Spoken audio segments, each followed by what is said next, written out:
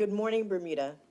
As Minister of Youth, Social Development, and Seniors, I'm excited to share with you the additional services and programs that our ministry departments will be developing and implementing to support Bermuda's vulnerable populations, which include our children, our youth, our vulnerable adults, seniors, and persons with disabilities. These initiatives will help to strengthen the social fabric of the Bermuda community and reflect the government's unwavering commitment for improving the quality of life for Bermudians. As part of the mid-year budget review, the Ministry of Youth, Social Development, and Seniors has received a supplementary budget that includes $3,262,000 in current expenditure and $1,227,000 in capital expenditure for 2024-25 fiscal year. I'm pleased to outline how this funding will help develop and implement targeted programs and services in Bermuda's social sector. Let me first start with the Department of Child and Family Services, which has been given an additional $768,000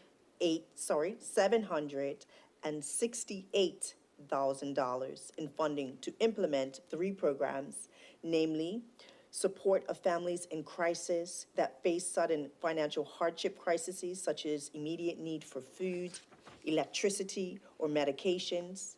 Vouchers will be made available to provide immediate assistance and support for those families who find themselves in these types of situations. The Department of Child and Family Services will reintroduce the Cross-Ministry Intervention Team, CMIT. This is a model to support an intensive family preservation program that will improve family functioning, avoid incidents of child maltreatment, and reduce foster care placement. This program will provide intensive home intervention services, which are based on best practice directly to our high-risk families. A family will require a minimum of 5 hours of face-to-face or telephone contact with the team per week. The team includes a social worker, behavioral specialist, and mental health counselor. The Department of Child and Family Services will issue a request for information to organizations in Bermuda that currently offer domestic abuse perpetrator programs. These organizations will then be invited to submit proposals for delivering these services. A 2022 review by Safe Lives UK highlighted a lack of perpetrator services in Bermuda and recommended the implementation of such services within the criminal justice system. The Safe Lives report found that 1 in 4 perpetrators are repeat offenders, with some having up to 6 different victims, and only 1% receive specialist services. The overall aim is to develop a comprehensive perpetrator response model for Bermuda that includes specialist treatment services. Moving to the Department of Financial Assistance, which has been given an additional $911,000. Investing in the well-being of vulnerable populations demonstrates the government's commitment to a compassionate and inclusive society. The Department of Financial Assistance recognizes the need for enhanced mental health services that is currently limited to 4 sessions per client annually.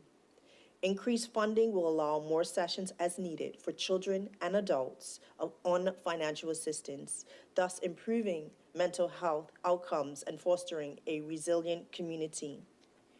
Also, the department notes that approximately 55% of financial assistance recipients are seniors needing regular health care. Additional funds have been allocated for personal home care to address the rising demand of seniors preferring to be cared at home with family.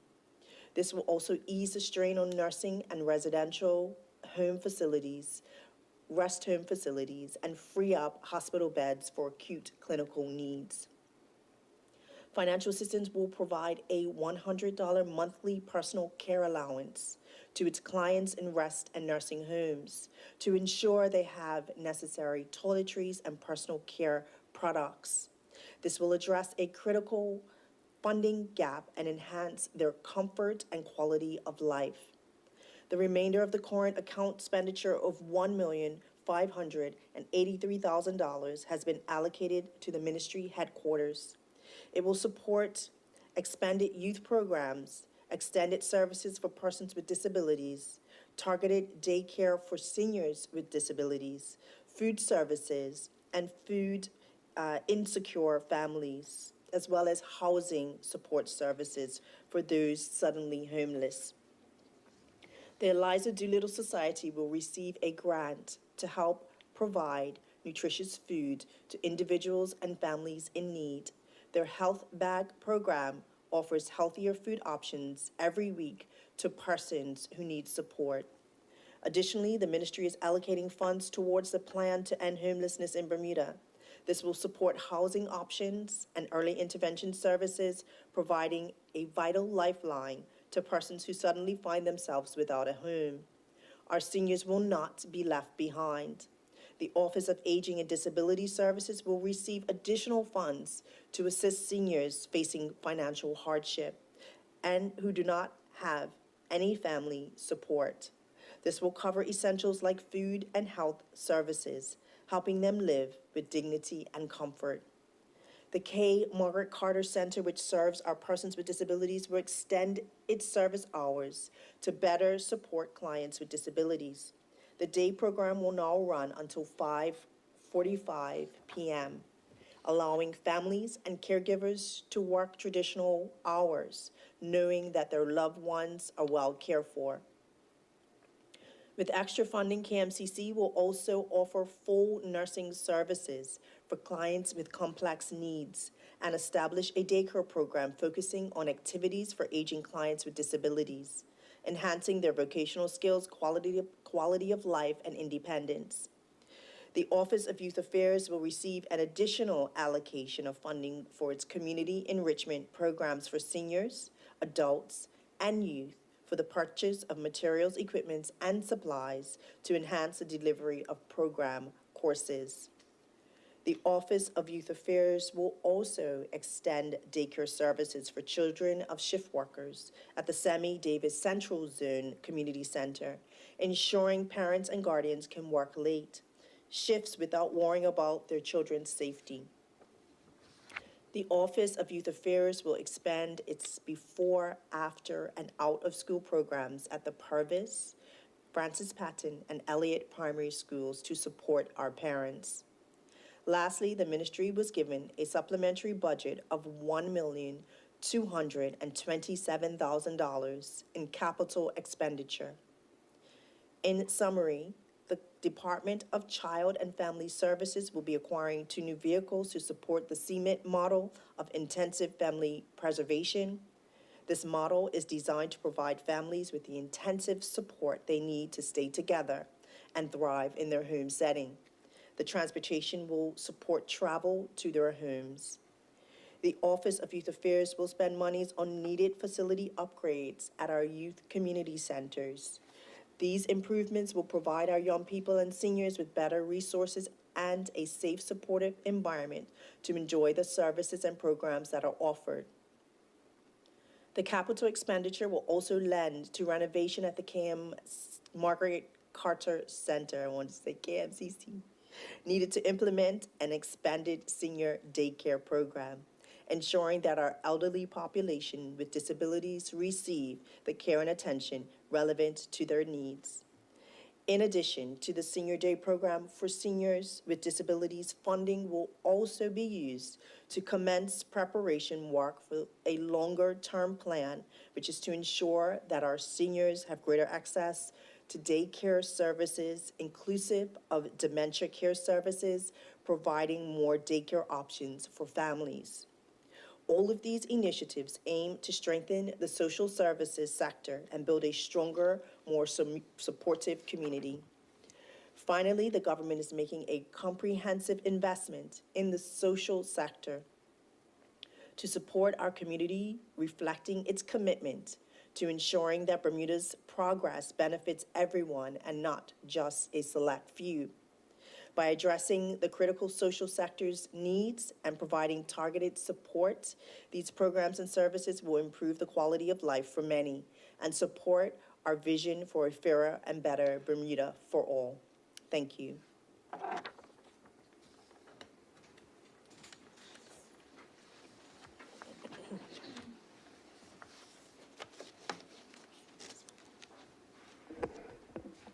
Morning, Minister. Good morning. I'm Alvis Sullivan from the Royal Gazette. Hello, Mr. I just Sullivan. have two questions. You mentioned support for the Department of Child Services for families in need.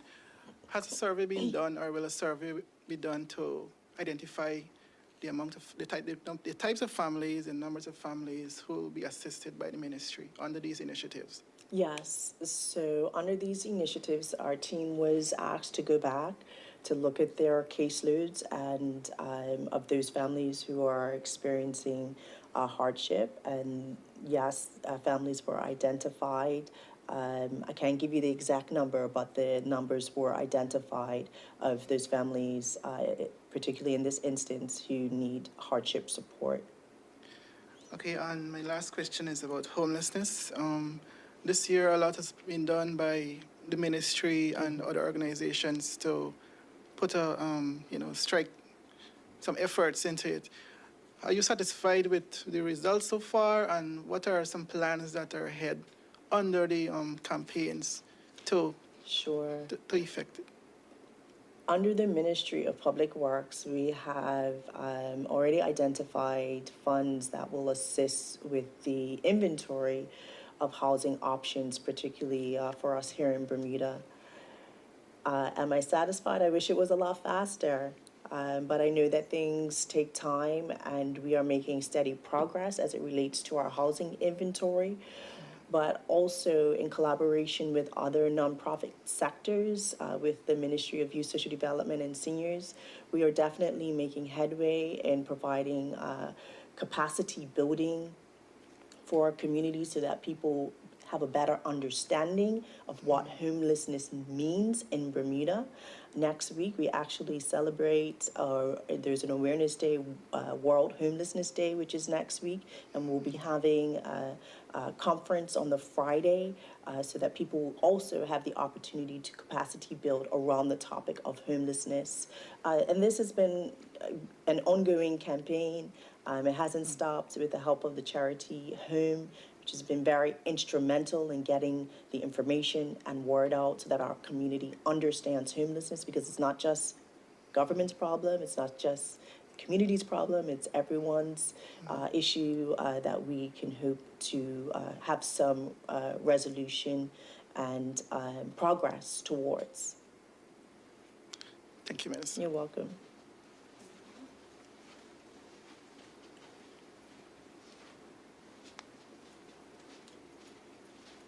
Okay, Minister, thank you very much. And that concludes our press conference for today. Thank you.